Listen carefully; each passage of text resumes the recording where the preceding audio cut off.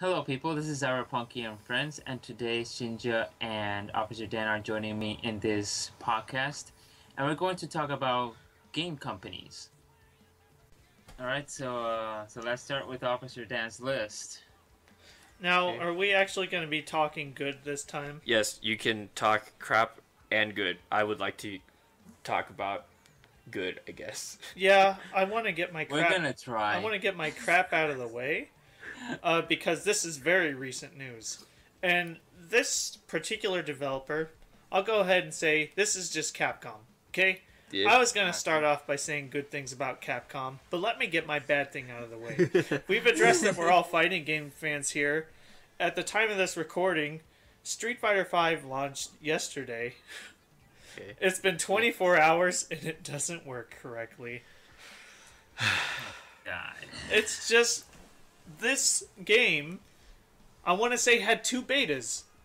Was it two? I don't know if you guys know for sure. There was at least one, but I want to say they had a closed beta and they had an open beta for this game. And now it's been out for 24 hours. This might as well just be a beta that everybody can play now at this point. It's the online structure is what it is, and it just seems to be a given that things just can't come out working anymore. This Street Fighter is supposed to have an online like they never really had before with the fight money economy and stuff like that and buying your fighters. But you can't even do it because people are just stuck in training mode. And there isn't even a standard arcade mode in the game. There is it? No, you start up in the main menu screen, you hit start to play, and you'll have a connection issue with the servers. Oh my god, that's horrible. And there's other standard things that just aren't there. People can't even plug in their standard fight sticks.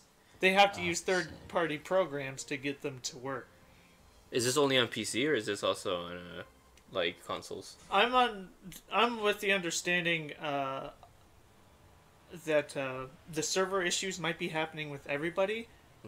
But I'm looking at it from the PC side because I'm actually, I was kind of looking forward to 5.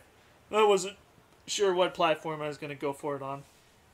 But, yeah, I was waiting, and that's what you have to do with any game so much anymore, especially with Capcom, it seems.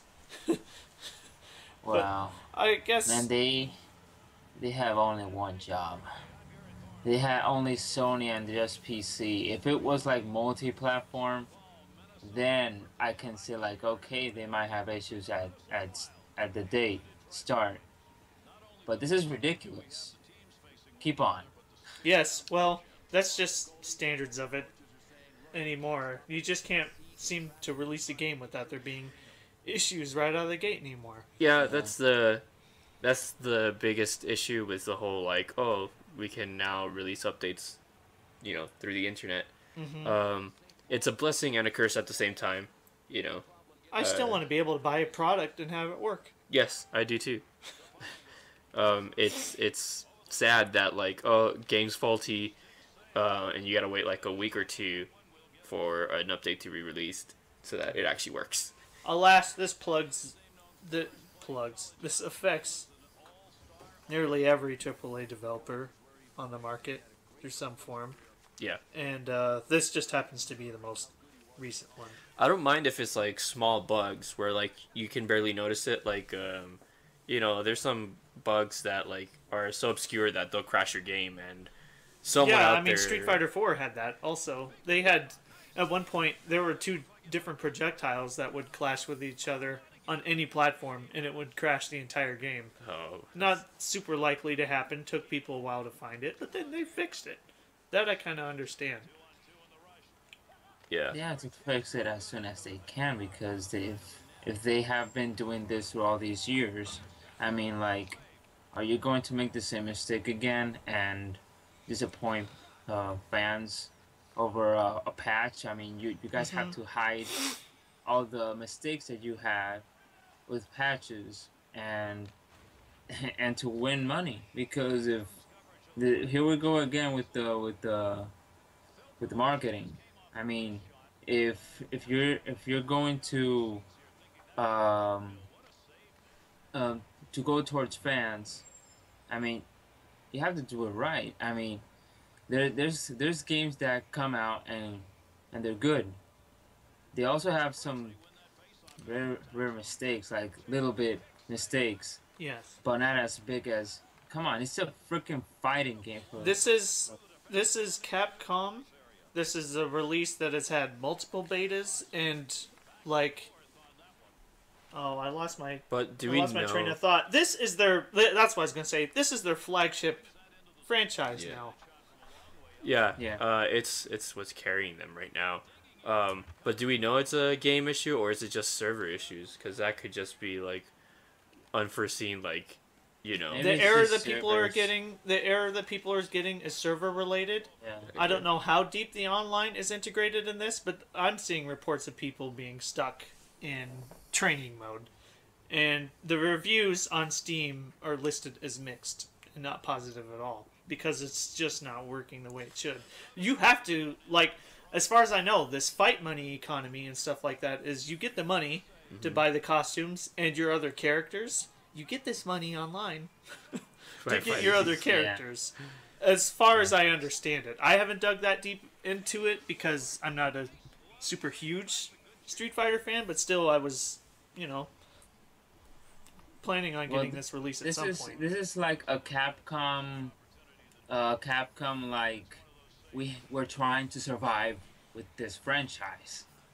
We're trying to survive, with a company, Yeah, Yeah. it's their And flagship this is- thing now. and they just shit it up again, and this is what they get. Yeah, they used to do a very good job listening to what the fans wanted, and they were very involved in the community. But nowadays, they rarely do anything really, and they're like abandoning a lot of the major titles that the fans really want. Yeah. And the ones that they do keep, they're not even doing a really good job at it. So, yeah. Therein lies some stuff I was planning on bringing up. The positive is like they are still like wanting to try with Street Fighter. I mean, this is a new game that just came out Yeah. yesterday. Yeah. Thank God it's not another Street Fighter I will 4. give them. I'm not completely against them. Like I can understand that you have testing and you can't match up to the thousands of hours of testings across millions of different players that's going to be happening within the first little bit. So if a bug comes up and they didn't catch it, then I can kind of have some understanding of that and that it would probably need fixed. But it's different to just not have it work right out of the gate, Yeah. But Oh, yeah, but on the positive that I do like about Capcom these days, in my reign of positive things to say, I'm in favor of any developer that wants to further esports and competitive gaming. And Capcom is the first name that you're going to think of when it comes to that. I am a big proponent of esports. Yeah. What are the titles they have currently? A lot of it's just Street Fighter crossed with something. Yeah, And then- Street Fighter, and Marvel. Yeah. But they're still sponsoring events. That's true. They do sponsor a lot of events. That's lots of money that they're putting towards the Yeah. consoles and like, I other mean, logistical things. yeah. It's like you said. The first thing when you think of fighting games, probably the first name that comes up is Capcom. Yeah. Probably. Mhm. Like I don't think there's anyone who hasn't played a Capcom fighting game. Yeah. Yeah. If there is, it's probably like a very small percentage. Anyone that gets into like fighting games is either through that or maybe I'm guessing some people got in through Smash as well or something It's true. similar. It was a big gap where fighting games weren't as popular anymore. After Third Strike came out, that gap between Street Fighter Third Strike and 4, which is a pretty sizable gap, where they're Yeah, it was like 4 coming out was like a resurgence of an entire genre. Street Fighter 2 was Yeah. like where it was at its peak of its popularity, and then Marvel vs. Capcom 2 came out around the same time, maybe a little bit later. I would guess later, but I don't know. It came out later. It's got Never way really better played two. graphics. Yeah. Um, but yeah, somewhere around that time, um, and then right after then, it kind of plummeted. Um, and I think that has to do with just like I guess the consoles. There hasn't really been a console where fighting really feels like comfortable.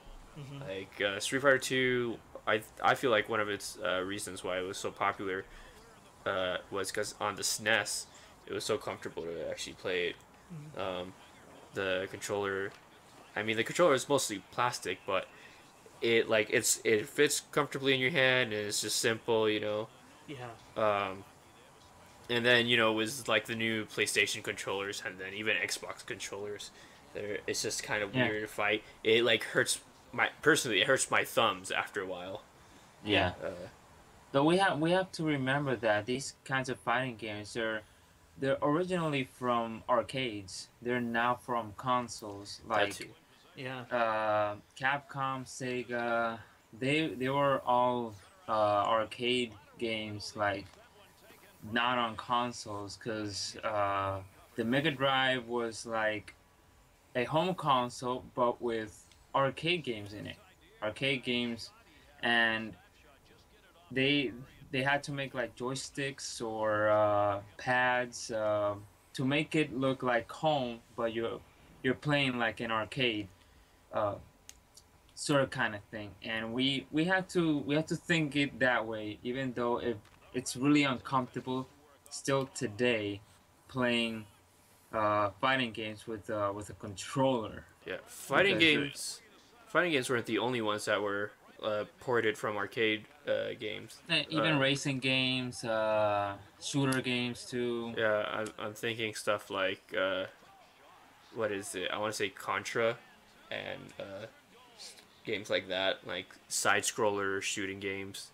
Hmm. Uh, those were arcade games. They're they're known as what are they, coin eaters or something? Where like they've got those stages that Yeah. are literally impossible to beat without losing all your lives. Yeah. And Yeah, then I think.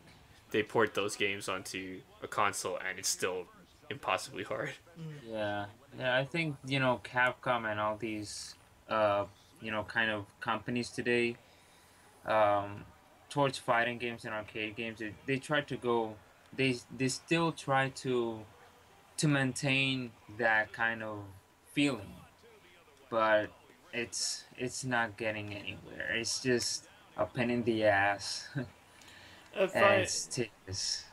Yeah, if I'm informed correctly, this new Street Fighter actually wasn't in arcades first. I mean, I believe the others were, but it's finally this one, Street Fighter 5, that wasn't on the arcade first. It's going straight to PC and to PlayStation. Hmm. Yeah.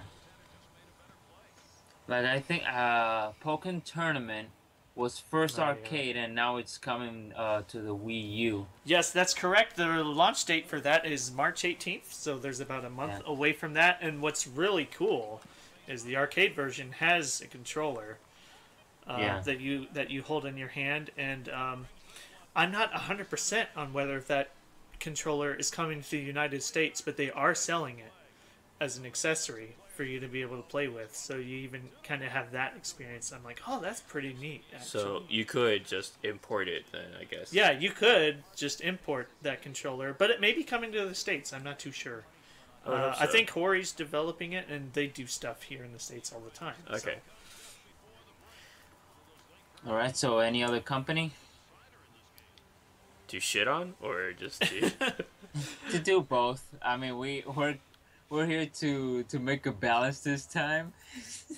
So, well, if it's ball still on my court in that regard, you mentioned Pokken Tournament. That's Nintendo, man.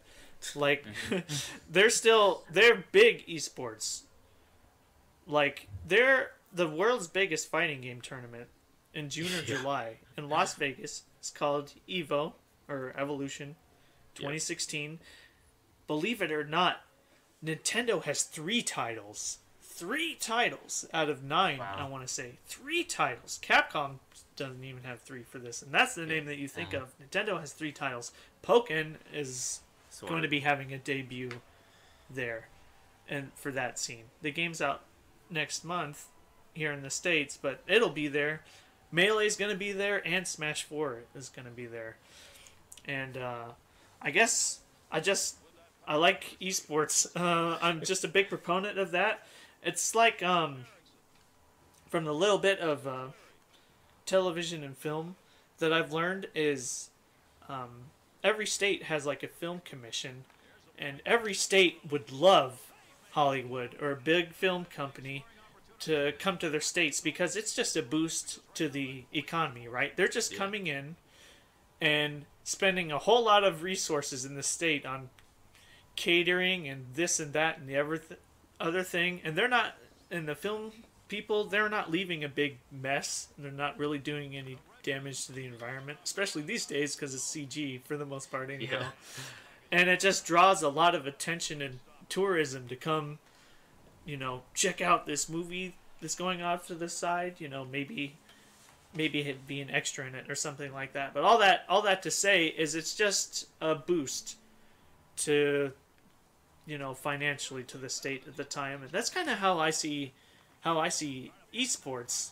You're just going in and you have all these huge crowds of thousands upon thousands of people to watch these games be played at a really high level, and there's just a lot of excitement and a good way to make lots of new friends who have similar interests. It's a huge challenge. Mm-hmm.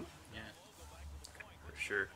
And you have, not to mention, all the live stream viewers on Twitch and stuff like that. So besides my general love of Nintendo, I love that they actually are sponsoring big portions of that. Like, they're not leaving it up to tournament organizers to buy all those Wii U's and stuff like that. Like, Nintendo handles the logistics of the copies of the games and for the Wii U and Wii U consoles and lots of other things involved. At least at the last one of the last big Melee tournaments, I learned we got to hear from some Nintendo reps about a little bit of what they do behind the scenes, and it's like really awesome. So awesome.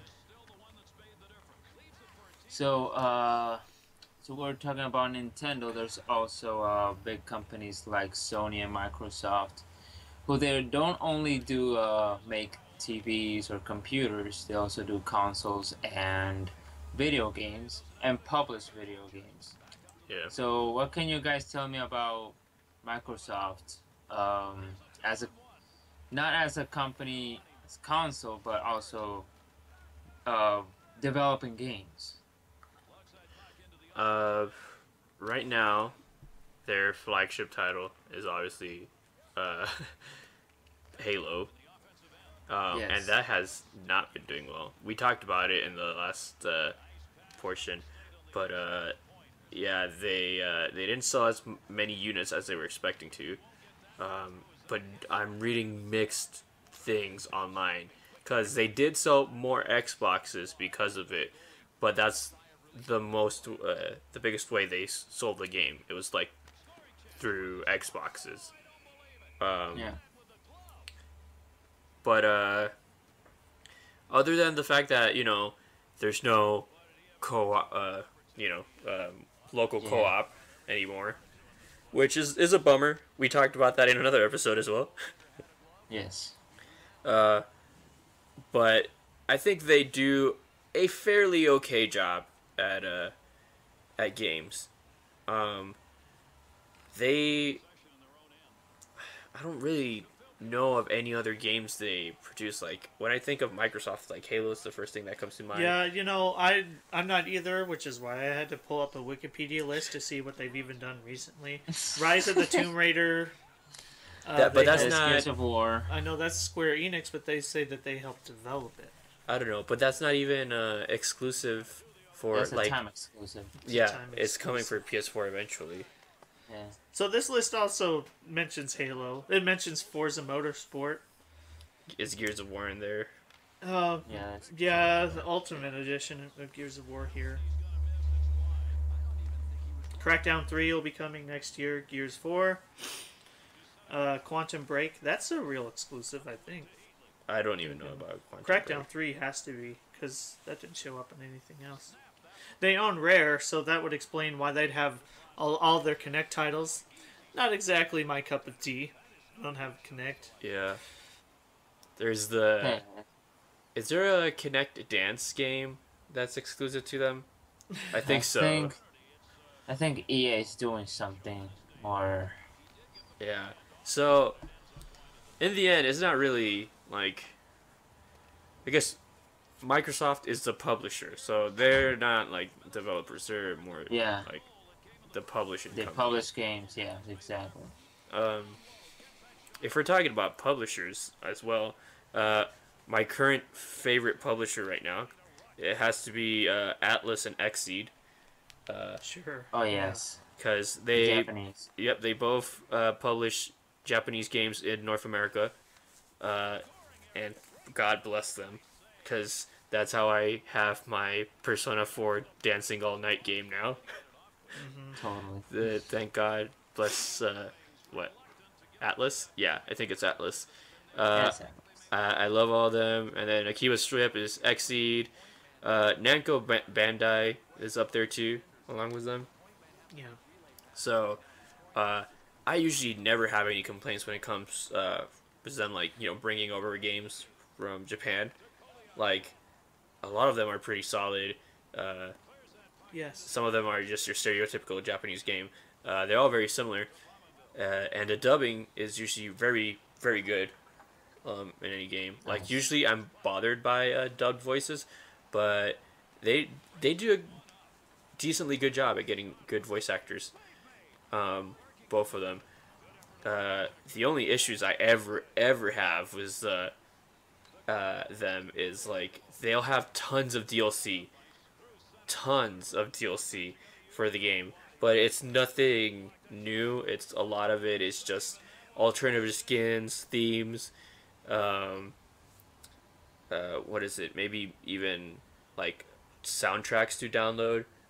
Like none of it is like new missions or whatnot for your games, and I think the only exception is Persona 4 Dancing All Night. They have music tracks that you can download, but that brings me to my next point. The pricing is inconsistent across all of them. I know that the more popular ones will always be more expensive, but a lot of them are not free, and like the prices are like different, and there's never a bundle. You always have to buy them individually, so it comes out like buying basically another game if you get all the DLC. Okay. So I love them. Was just like the standalone game, but like when it comes to DLC on them, I'm just overwhelmed by it, and I never get all of it. So I would like some bundles from them, but I'm also okay having like the single ones, because like we talked last week, Yeah. having the option to buy it separately is very good. So how long is Xseed been as a company? I think I heard them back in 2013. But it might be a little bit further. Xseed has been on for a long time, actually. I think. Yeah. Or actually, no. Atlas seems like it had been around longer. Atlas has been around since the 90s. Those are pretty old. Yeah. Atlas, I think the earliest title I see is on the Game Boy from 1989. That's the earliest I see from Atlas. And then Xseed actually might be newer. They were founded on November 2004. And then just recently, they changed their name in 2013. They're no longer Xseed, they're Marvelous USA, but they still go as Xseed Games. Oh, I see. Okay. I wasn't aware of that. Yeah, I didn't know that either. They still have the same logo, so. Yeah. I still have an Xseed game called Ragnaros Odyssey Ace. Mm-hmm. And the game, it's a really cool RPG, and it's it's just amazing when these type of companies just come out new and they just do what the old companies should do. And these are like indie companies maybe at first, and then they just go big all of a sudden because they're doing their job right. And basically, um, all these companies are suffering from financial issues, and you see all these new ones, getting all this fame because they know what it's selling well, and they're not trying to repeat franchises. They're trying to make something new.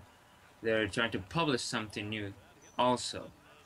So a lot of big companies today. I really want to talk about uh, Sony. Um, so I know Shinja and I have a lot of experiences with Sony ever since PlayStation One, from day one. So, Basically. um, so I had my PlayStation 1, 2, 3. I still have to buy the fourth one. My favorite of them all is PlayStation 2 and PlayStation 3 for now. More is PlayStation 2 because I have more cool games there. Even though I have a lot of a lot of games in the PlayStation 3, but my favorite generation is the sixth one, which is the PlayStation 2. So, um, Sony created this second their second console, and they they focused on what can they do with this thing other than just DVD player, because back then it was like, okay, you can also play games, but you can also play DVDs.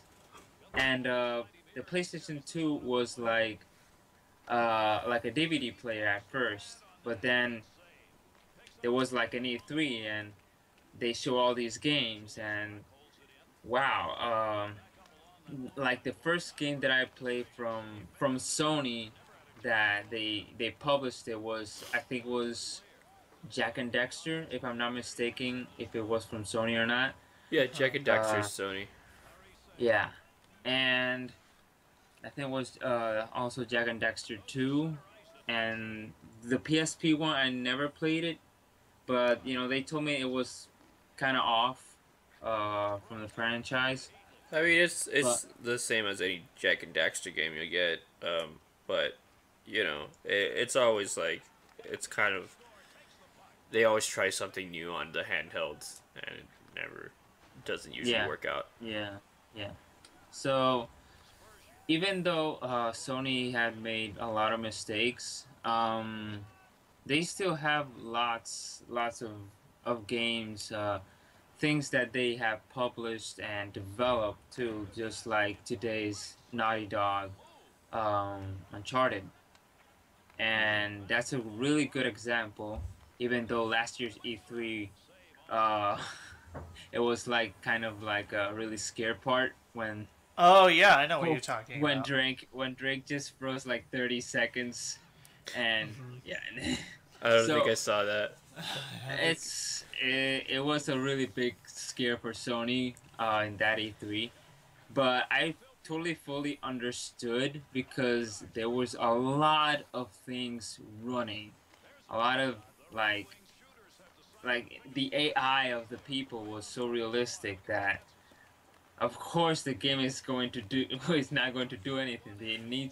Yeah. It needs to think. It needs to think. The console needs to think. Well, not only that, like the game's probably wasn't probably finished at the time, Yeah, and yeah. like Gentlemen, I've actually read into the inside story of what happened there. yeah. Simply put, his controller wasn't synced to his console, Yeah. and that's why Drake wasn't moving. Console. So And it they didn't had move. a backup. So they had a backup console there because they were really adamant about playing the game live in front of everybody. So they had a second console sitting there with the demo ready, and then if that didn't work, they had a backup video. But yeah, that was a really funny moment. I saw that live. Yeah. Like we all like us gamers, we like that companies at E3 show us the actual game, not just a 3D trailer game. Yeah. Like we like gameplays instead of just trailers that is just 3D and no gameplay at all. Speaking about that, wasn't there a developer that they they claimed they had made a game, but they didn't really. They were trying to compete with, I think it was Blizzard, and they faked making a game, and it was just a video, and they had people pretending to play it in front of it. I'm not familiar with that at all. That I sounds can't very remember. interesting. But I remember it happening at one of the E3s where they literally just had a video playing of something. It wasn't like the actual game, and they had people pretending to play. If I could remember the name, I would tell you. But it was I someone. would like to know more about that. It was someone trying to rival Blizzard, basically. My gosh. Yeah, there's a lot like a lot of companies that they do this performance in E3 or any press conference that they actually do fake shit. Um, and they're like, so we're going to show this game, and first of all, there's like this new developer coming out, and he shows his new game, and like, and then when you actually play the game at release, it's not the same as the E3 as the gameplay that we saw at E3 or any press conference, and we're like, well, this is not what I expected, because you guys told us that in E3 that this game was going to have this, and that, and I don't see that here. And that's where companies start to fail, even though they have like this awesome performance on the press conference and letting gamers in, to try out the demo or the beta, whatever the hell. But it's just a demo, and when the companies try to release it, they're like, "Wow, what happened here?" Well, some of the games are not that quite a disappointment, but most of them, companies just don't care about it.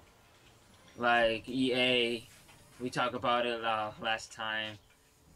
There's a lot of shit. There's a lot of sports games that we don't actually care about. Yeah.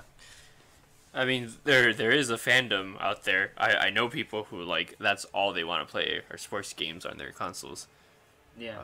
But I don't think that keeps them playing for very long. Speaking of EA and E3, I thought I heard somewhere that they might not even be on the show. No, floor, like, yeah, that they have we their own show. discussed it last podcast. Oh, They're right. not Very going well. to.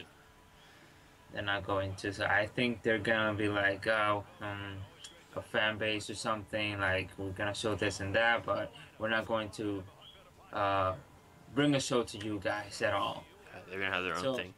So I don't know who's going to be the substitute to that, because There probably isn't gonna be any substitute. Like, it's just there's just gonna be more spaces for people to like other developers to come in. I don't think anyone is really upset that like, oh man, I can't see the new Battlefield 7 on E3. No one's excited because we don't care anymore. Anyway, we were speaking about like disappointments or not seeing stuff from what we were shown at E3 earlier, and I was just thinking, I'm sure both of you have probably heard of No Man's Sky. Yes. That game, Dan and I, we have a mutual friend who's extremely excited about it. Oh, he's nuts. He's nuts about it. I'm quite excited about it, but I have just one like issue with it, and it's like, they're trying to keep the game as close under wraps as possible so that when it's revealed to people, it's a surprise. But we haven't really seen much other than like the developer Sean Murray, I think, the head developer of Yeah, the, that's right. from Hello Games. He's the only one that's played it for a bit, and he showed us quite a bit. But like, there's promises of like, oh, it'll be like this huge universe. Like, it's literally a universe on your PS4, and it's because of the PS4 that this is possible. And if what they're promising is true, then this can be just an exciting game. It'll be literally space travel in your living room. But I've been let down so many times, Yeah. that it's just so hard to trust them, especially with like so little to be shown. Yeah. So Yeah, I totally get it. We have to go with that low expectation, Anymore. just like we do in the movie. Let's just go with low expectations and let's be surprised by it, because we cannot be hyped for something and then be disappointed because we got hyped at an early time. yeah, You I know? mean, there is a good amount of like, okay, let's not show this because that moment of discovery of like, that moment of awe is good. It's like Dan and I, Yeah. we saw Deadpool earlier today, and we were just discussing like, the trailers, they showed a lot of the funny jokes of the movie, and Yeah. I guess that applies to games. Like, if like the less you reveal, the better, but you don't want to leave Yeah. people too much in suspense. Yeah. It's like Naughty Dog is one of my favorite developers on Sony's consoles. And my favorite game from them has to be Last of Us right now. And I remember when that came out, I had played nothing, or I had watched nothing of Last of Us. I knew nothing about it. All I knew is someone told me it's like, oh, it's a zombie apocalypse. But I knew nothing at all about the game. I saw no trailers anywhere. Yeah. I didn't know how the zombies were formed.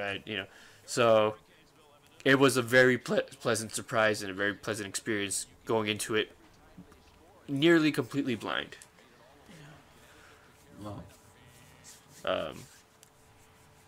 But yeah, when it's stuff that's more experimental, that's when it's kind of scary to be in the dark. totally. So, what other companies? In the realm of not knowing much beforehand, that's something that's lost on a lot of people these days, I think. I revisited Pokemon a few years back. I finally got back into it with Black and White, and then ended up getting X and Y. I hadn't played them since Gen 1, Red and Blue that you were playing earlier. And I didn't even know who any of the new Pokemon were. But that was still really amazing to go at it from start to finish. So in the realm of not revealing a whole lot, another developer that's been awesome even before this great popularity of this series of games is From Software. And they're best known for the Souls series. So like Demon Souls and Dark Souls and Bloodborne and stuff like that. You only see just snippets of action from that, but there's an entire huge world and monsters, like crazy freaky abomination things that like that you have no hint of when that's coming around the corner, and they sure as heck didn't show a great majority of that ahead of time. So you are left in there for the most part not knowing where to go or not knowing what's around the corner. Yeah. And stuff like that. And I think that's part of the reason why there's a following for that too, is because there's a bunch of people that don't know ahead of time. And that's alongside of the fact that they're just really amazingly designed games that just call back to no tutorials and no holding your hand and being difficult and things like that. Yeah. Yeah. Like, games back then, they were very different from now. Like, a lot of games like will literally guide you through everything. Yes. Have you both heard of Undertale? Yeah. So, well, for anyone who doesn't know, Undertale is this new indie game that came out a couple months ago. It exploded in popularity. Near its release, it's basically a 16-bit RPG game. Kind of reminds you a lot of Earthbound and the Mother series. The thing that makes it different from other games is it has the feature that the Shin Megami Tensei games have, where you can talk to the enemies and you don't necessarily have to kill enemies to progress in the game. Like, you can actually talk your way out of all the fights if you wanted to. The developer, he was mentioning how a lot of games these days, they literally just hold your hand through like everything, like through the beginning of the game, and sometimes even halfway through the game they'll still hold your hand. So he gave the example of like Skyward Sword, where Fi. I wasn't gonna say bring that game up, but you just did. I did. Like, and not just Fi, like freaking Navi from Ocarina of Time. They'll be like, "Oh, did you know you could do this, if that, and whatnot?" And they'll chime in every second, and they'll pop up, and they're just there everywhere, pretending like you don't have the knowledge of a basic human being. So he made a joke about that in the game, where like literally someone will literally hold your hand through a puzzle. So like you have to do nothing. So Wow. I found that quite hilarious. Speed of which, I haven't played Undertale yet, but I'm gonna play it, and what I've heard from it so far, I really like this developer. I can't remember what his name is. Oh, Toby something. Toby Fox? Yeah. Yeah. Guy likes Melee too, Sweet. so that's cool. So what can you guys tell me about Namco? I know there's a lot of games. I know there's a lot of games for all the consoles out there and arcade games. So what can you tell me about Namco? Are we talking just Namco or Namco Bandai? Well, there's Bandai and there's Namco, but there's also Bandai Namco together. But let's talk about Namco now. Okay, well, then that's cool because they developed one of my favorite game series, Katamari Damacy. Yes. I've never played one of those games, but I have always wanted to. I have almost all of them, if you were ever interested. Yes. I have a lot of them. The handheld ones I don't have.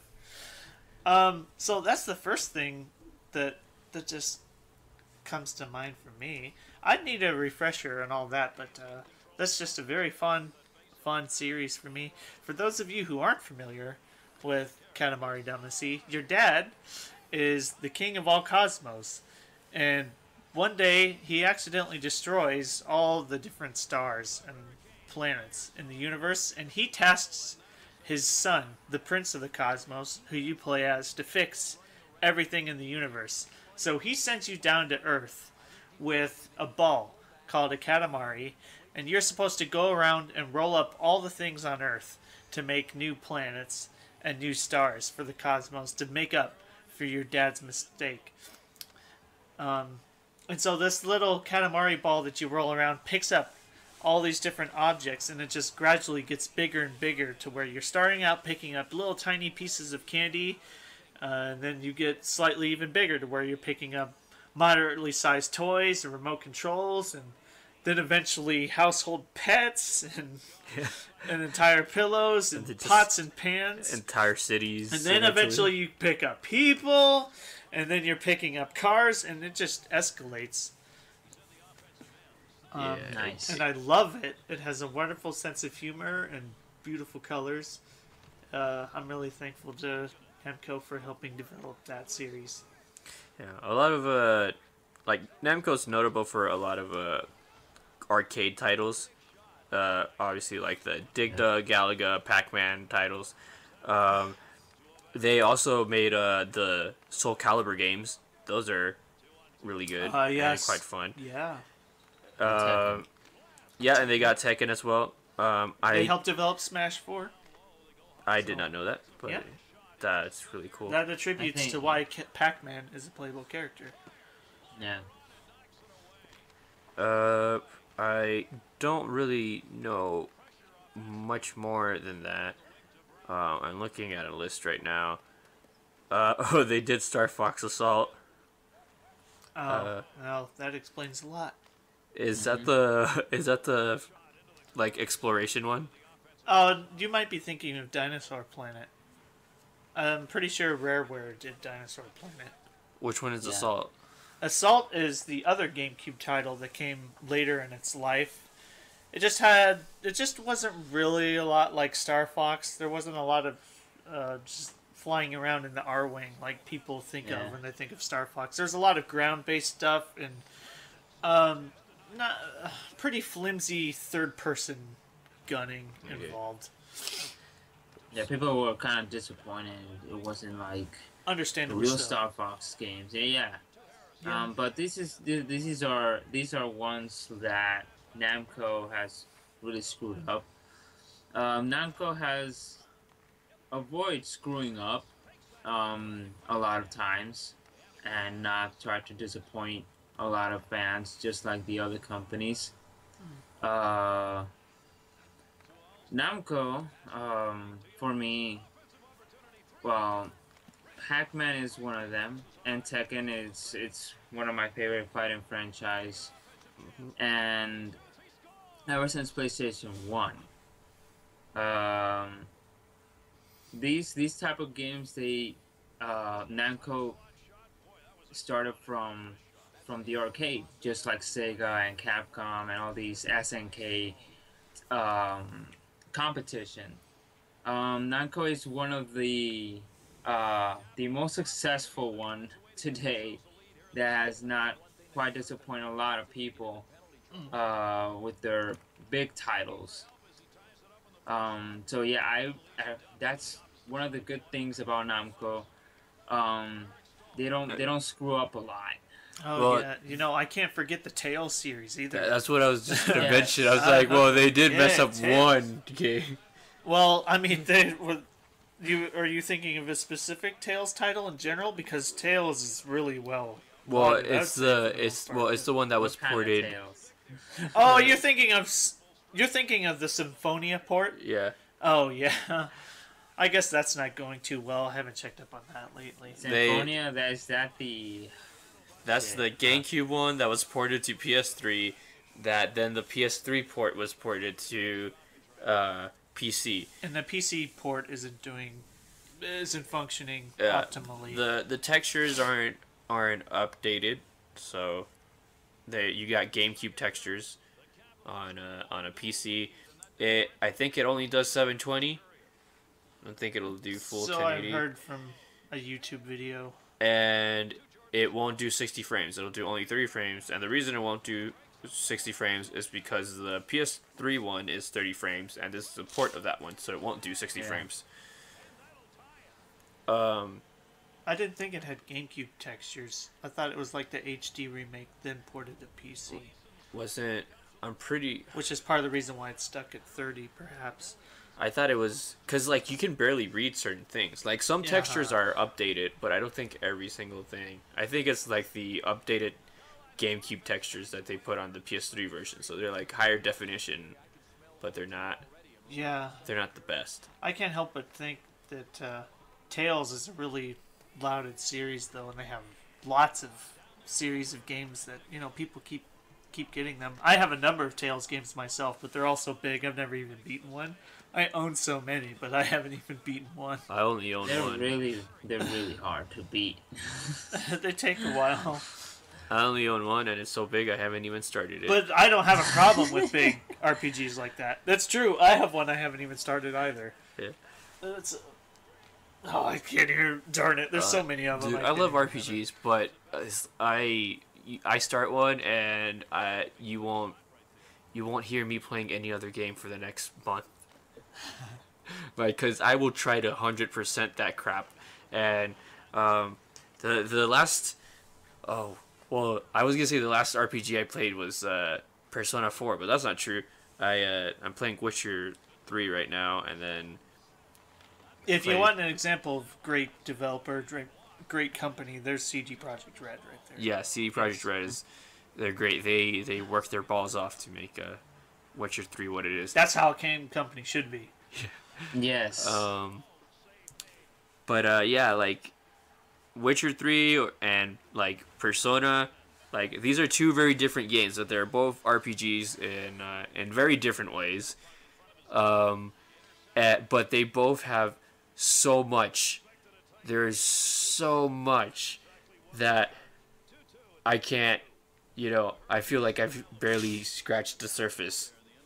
Wow.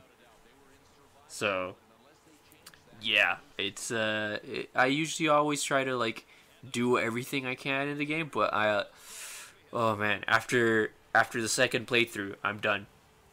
I never get. I start a third playthrough of the game of any RPG I play, and I never get more than halfway through, and then I'm like, okay, I'm done. I'm done grinding. I'm done. Like trying to do this in a specific way so that I'll get this one text of dialogue, so that I can get the best waifu at the end. Wow.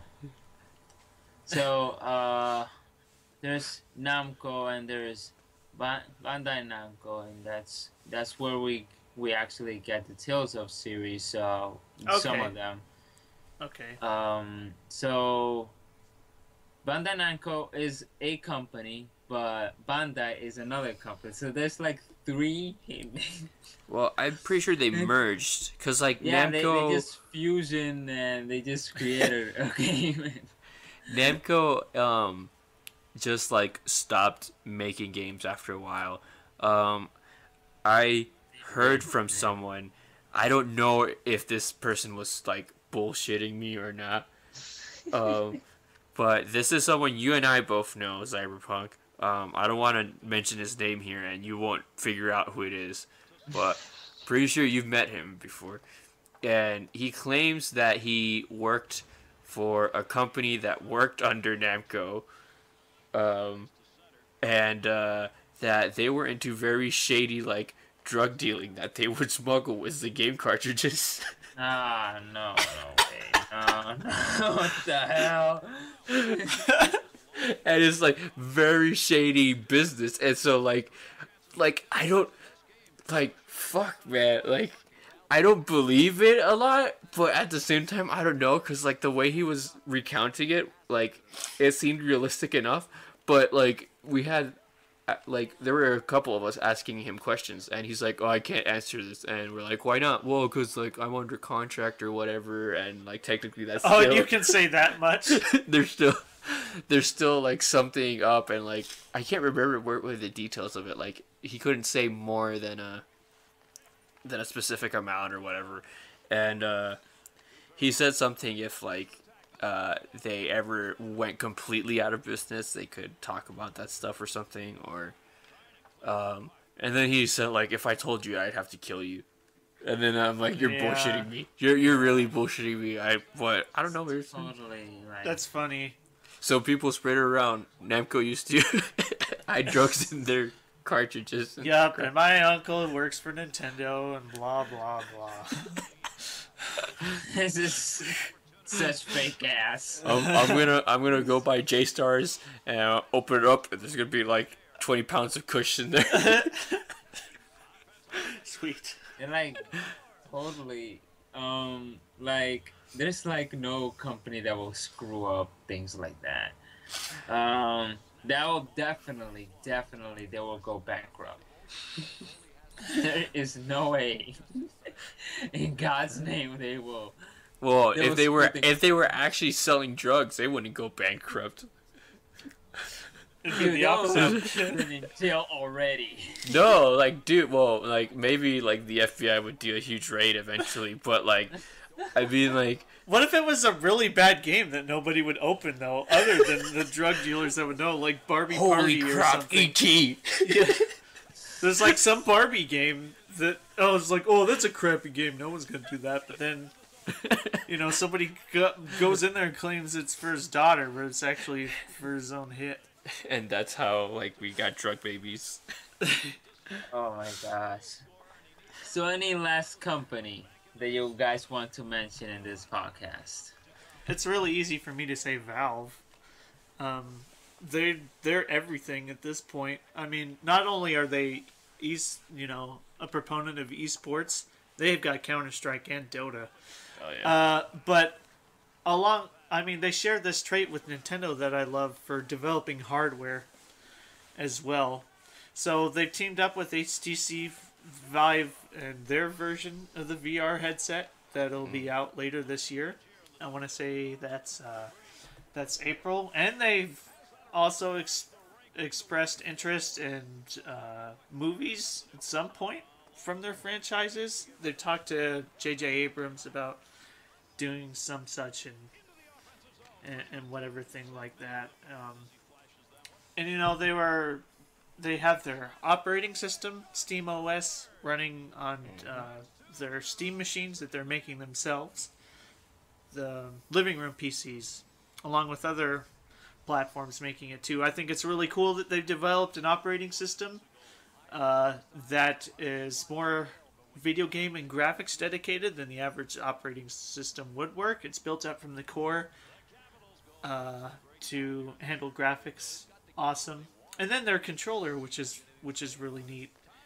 And the Steam Link, that's a lot of really cool hardware that they have out, and more cool hardware coming. They haven't made a game in forever, but I thoroughly enjoy enjoy so many games that they make. I still have this itch in the back of my head to go back to Left 4 Dead 2 because I really enjoyed that. And I mentioned before I put in over 1,000 hours in Team Fortress 2, but I'd really like to visit Left 4 Dead, get some people I know. Yeah. And go back to that because I haven't played that on the really, really harder difficulties, and that would be fun to revisit. So I like Valve for all those reasons too. I remember I saw the orange box earlier today, and I was thinking of buying it if I had an Xbox with me. So that's the only reason I didn't get it. But I would love to play the Half-Life games. They're like widely known for how great they are. I mean, everyone's still waiting for the 3rd edition. Yeah, I don't have to get into that here. But I'll just say if you wanted Orange Box for whatever reason, I have the 360 version and I have it all on PC. Yeah. Nice. I think that will be it, guys. Okay. That's it. Nice. Now this one was like awesome because I mean we didn't actually bash a lot. Not the whole time. So I had to get it out of my system at the beginning. I'm sorry. That's totally fine. yeah. Since that just happened yesterday. All right, thank you for joining us for this conversation. Make sure to subscribe to Zyber Station and like, comment on this video. This has been Shinja. Hey everybody, Officer Dan here. Do you like games? Do you like watching video games? Well, that's what me and Shinja here do over on our gameplay channel, Kuribo Kai Play. Be sure to visit our channel and check out what we got over there, where we're uploading videos all the time. Once again, thank you for joining us, and we'll see you next time. See you guys later.